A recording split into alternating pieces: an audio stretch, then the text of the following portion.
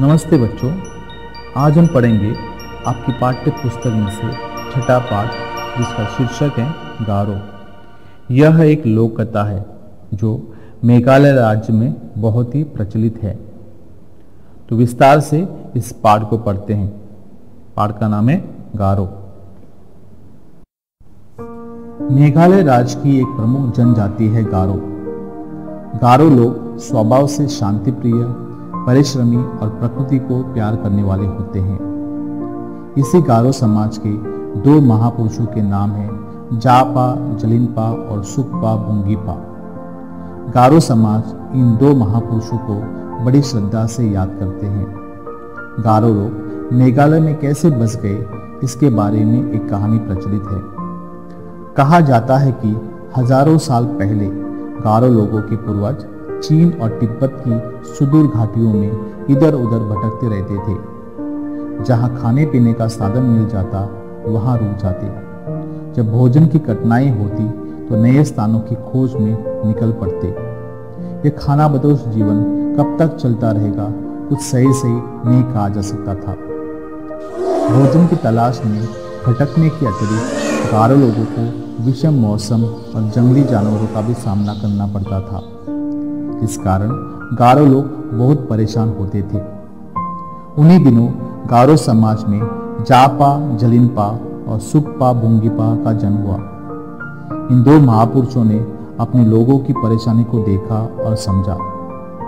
दोनों ने गारो लोगों को उस विषम परिस्थिति से निकालकर कहीं अच्छे स्थान पर ले जाने का फैसला किया। दोनों महापुरुषों ने गारो लोगों को एकत्रित किया। उन्हें बताया कि वे उन्हें अच्छे स्थान पर ले जाएंगे। गारो लोग उनका बहुत सम्मान करते थे। सभी लोगों ने उनकी बात मान ली। कहा जाता है कि जलिनपा और बुंगीपा इतने निडर और प्रभावशाली व्यक्ति थे कि जंगलों के खूंखार जानवर भी उनकी आहट या उनकी आवाज़ सुनकर भागने लगते थे। वे भयंकर तूफानों में भी सही मार्ग और दिशा का पता लगाते थे। रात में भी उन्हें अपने साथियों का मार्गदर्शन करने में कभी परेशानी नहीं होती थी। अपने सहज बोध और विवेक द्वारा वे आने वाले संकट का पूर्वानुमान कर लेते और अपने साथियों को मुसीबत से बचा लेते। इस तरह सारे गारो लोग एक साथ हिमालय की तराई को पार करते हुए ब्रह्मपुत्र नदी घाटी की ओर बढ़े।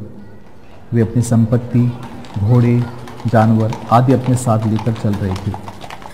कभी कभी महीनों तक चलते रहते और कहीं कहीं वर्षों ठहर जाते। वर्षों तक इस तरह यात्रा होती रही।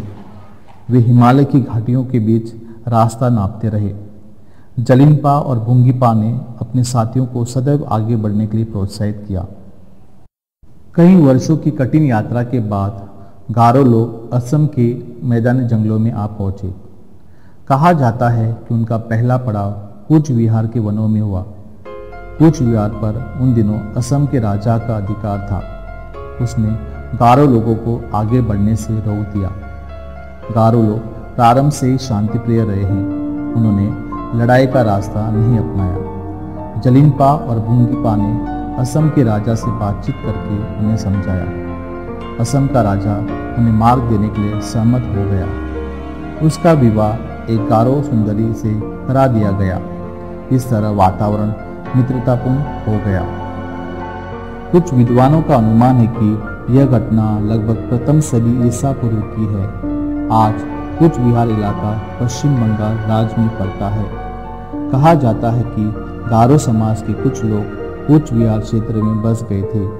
आज भी कूच विहार क्षेत्र में तथा आसपास के कई स्थानों में गारो समाज के लोग रहते हैं। अब जलिनपा और बुंगीपा ने अपने लोगों को गारो पहाड़ी की घाटियों की ओर चलने की सलाह दी। यह घाटी बहुत ही सुंदर थी। यहाँ पहाड़ी झरने, जंगली फूल, फल, जड़ी बूटियां और पशु पक्षी वातावरण को और अधिक आकर्षक बना रहे थे। जमीन भी बहुत उपजाऊ थी। इस कारण उन्होंने वही बसने का फैसला किया। आज यह क्षेत्र गारो समाज का मूल निवास स्थान बन गया है। गारो लोग इस क्षेत्र को अपनी पवित्र भूमि मानते हैं। गारो लोग प्रारंभ से ही प्रकृति के विभिन्न प्रकार के संसाधनों की तलाश करना ही अपना मनोरंजन मानते थे। जंगलों में घूमना, फल फूलों, अन्न, कंदमूल आदि की खोज करना, खेती के लिए उपजाऊ जमीन की पहचान करना आदि उनको शुरू से ही पसंद रहे हैं। आज भी गारो लोगों ने अपने पारंपरिक हुनर को कायम रखा है। गारो समाज और गारो संस्कृति भारत का गौरव है। गारो समाज आज भी जलिनपा और बुंगीपा को बड़ी श्रद्धा और आदर से याद करते हैं। धन्यवाद बच्चों, आपका दिन शुभ हो।